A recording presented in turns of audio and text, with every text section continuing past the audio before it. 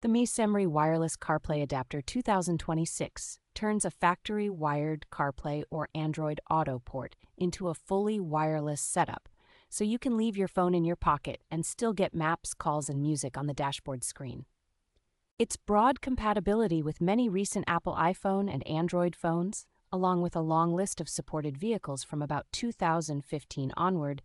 makes it a practical option for households with multiple drivers and different devices.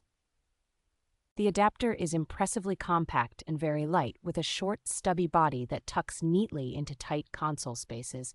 and it includes both standard USB and Type-C connections for flexible installation. Connection performance is a standout,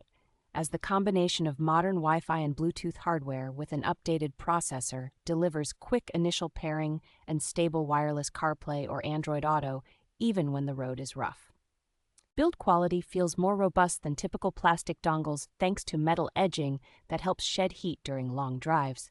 which in turn reduces stress on the vehicle's USB port and supports long-term reliability.